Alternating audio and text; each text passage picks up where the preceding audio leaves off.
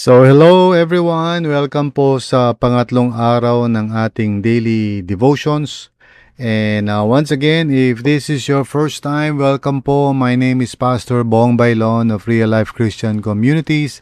And you are listening sa aming daily devotions based on the Sunday sermon. If you have not yet heard the sermon, ang title po ay Give Us a Hand. You can, of course, go to Real Life TV. Punta lang kayo sa tv.rlcc.ph and regardless of the time, you can actually hear the sermon. Okay, iba-ibang oras po available doon sa aming Real Life TV platform. So again, tv.rlcc.ph. Yun po ang website. Just go there and you'll be able to hear the sermon last Sunday. So patuloy po tayo. Of course, lahat ng nakikinig regularly, I just affirm you and thank you for your diligence and for your dedication and devotion. Napakalaga po for our church na malaman na there are members in our church who continue to listen and to grow in their faith. So if that's you, congratulations. Maraming salamat sa iyo. I hope that you would continue to do this and that you would grow in your faith as a result. So, ang title po ng devotions natin today ay Love Made Visible. At ang passage po natin ay 1 Peter 4, 8-9. Focus lang po tayo doon sa sinabi ni Peter. Above all, love each other deeply. No? And then sinabi niya, offer hospitality to one another without grumbling. So, manalangin tayo. Let's ask God once again dito sa ating devotions for today. It's a Wednesday and praise God for that. Let's all pray. Lord, maraming salamat muli, Panginoon, for calling us into your presence at this time to meditate on your word, to listen to what your Spirit is saying. So, Lord, mangusap po kayo sa amin and tulungan niyo kami, Panginoon, to receive your word gladly. And so that your word may just dwell richly sa puso namin in order to bear fruit. So, salamat po, Lord. Thank you for your grace. In Jesus' name, amen and amen. So, basahin po natin ang ating reflection. You will see this in our notes. If you are listening right now to this podcast, meron tayong notes. At nakalagay yung reflection doon, in difficult times, love can easily grow cold. People turn inward, protecting their own space and energy. Yet Peter reminds us that love is not just a feeling, it is something we practice. Hospitality, presence, listening, and simple acts of service are powerful expressions of love. Often what sustains a struggling believer is not a sermon, but someone who shows up. Ministry becomes the channel through which God's grace flows into wounded hearts. We serve not because people are perfect, but because love covers, heals, and restores. Thank you, Lord. Alam niyo, napakahalaga itong sinasabi ni Peter sa atin. Above all, love each other deeply. Offer hospitality to one another without grumbling. Alam niyo, sa mundo natin ngayon, so much is happening right now. And some people might say na, oo nga, ang daming hatred. But often people who talk like that are just referring to one side of the issue, meaning how people are responding doon sa stress na nararanasan nila. For example, may mga taong nagagalit because they feel stressed out or upset or whatever.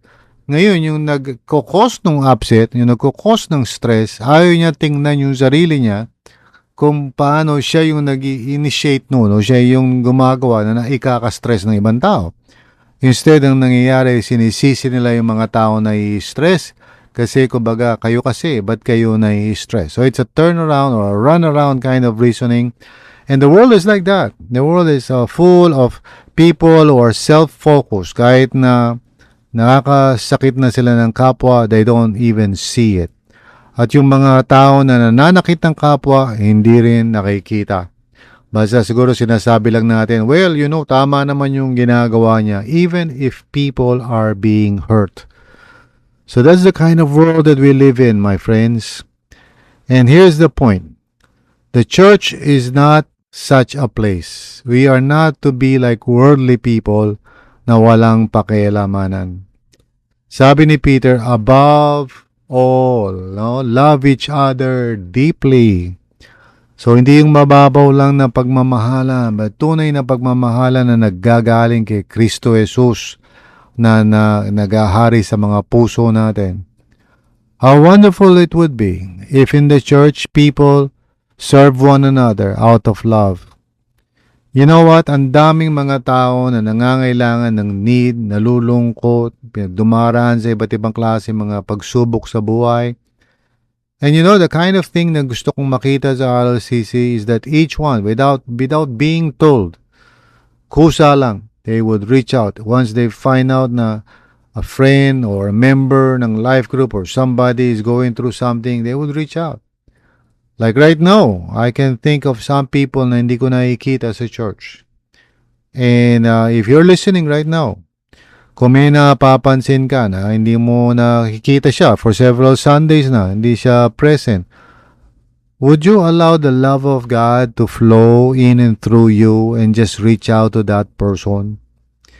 Huwag mo lang sabihin na, alam mo, hindi ko nakikita si ganito, so and so. Alam mo, parang matagal ko nang hindi napapansin si so and so. Well, that may be God's invitation for you to reach out.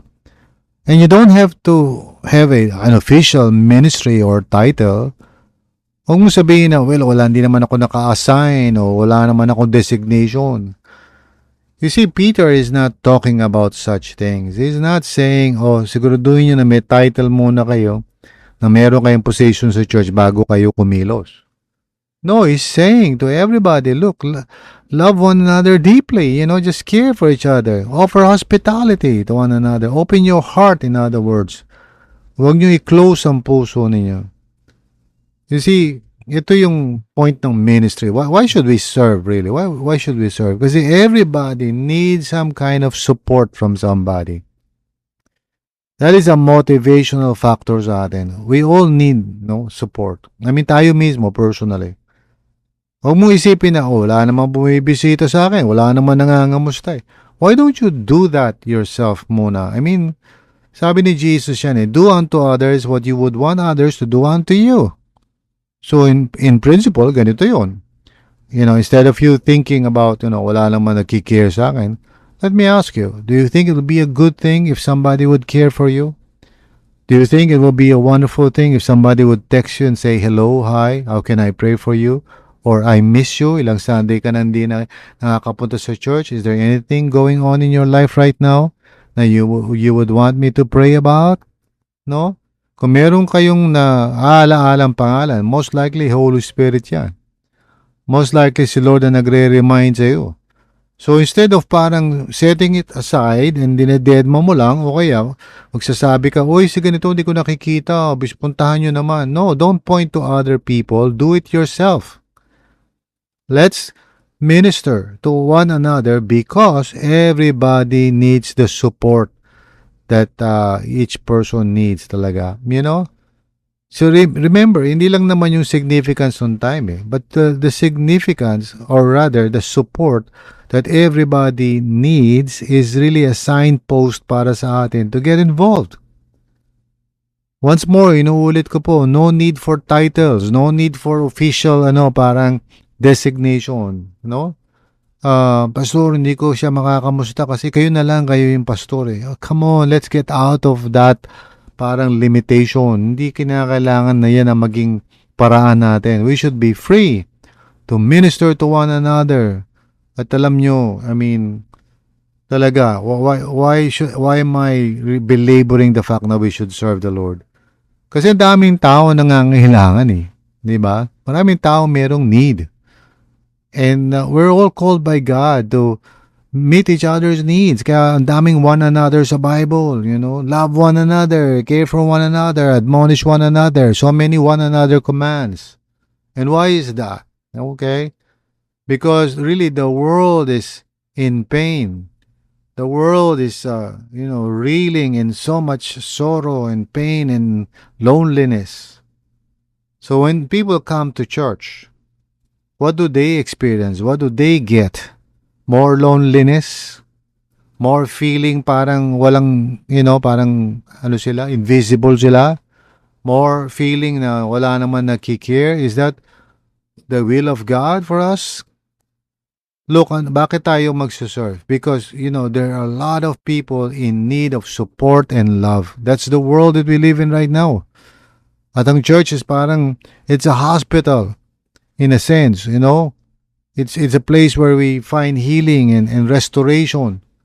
So, kailangan natin ang bawat isa. And that's what ministry means, really. To care for people.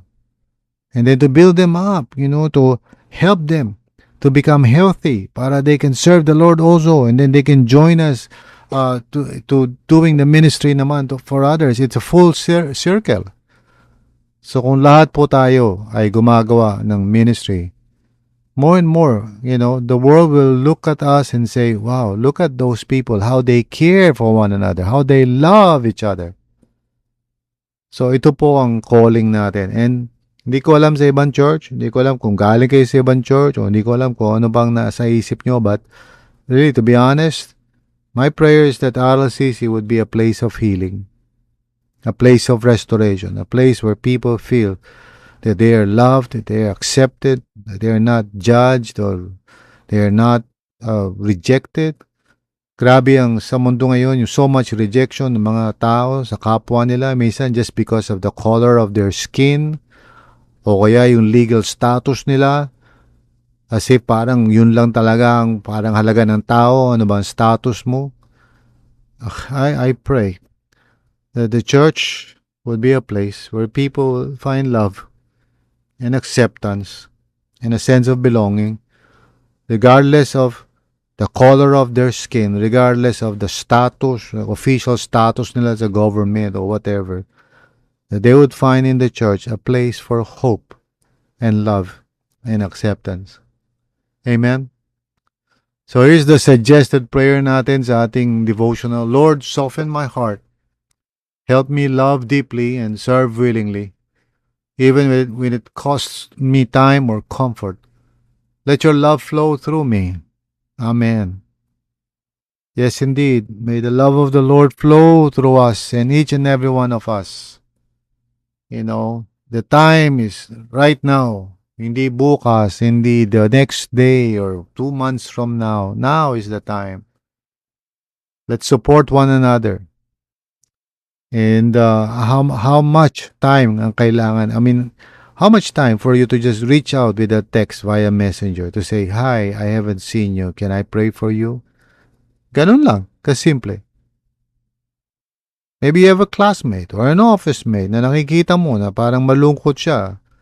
How much effort and time for you to just sit down and come alongside and sabihin mo, I noticed na parang namumroblema ka and I don't know, is it okay if I pray for you? How much effort does it need to love people, my dear brother and sister in Christ na nakikinig dito sa podcast? Let's do that. Oh? So here's the action step. Identify one person who may need encouragement, care, or presence and take one step toward them. Just be present. Sometimes you don't even have to say anything. If somebody is going through difficult times sa buhay nila, maybe may sickness, maybe merong death in the family, maybe, nawalan sila ng trabaho, I don't know. Would you care to come alongside? Would you be a servant? Would you reach out? Yan ang kailangan natin matutunan, mga kapatid. Why should we serve the Lord?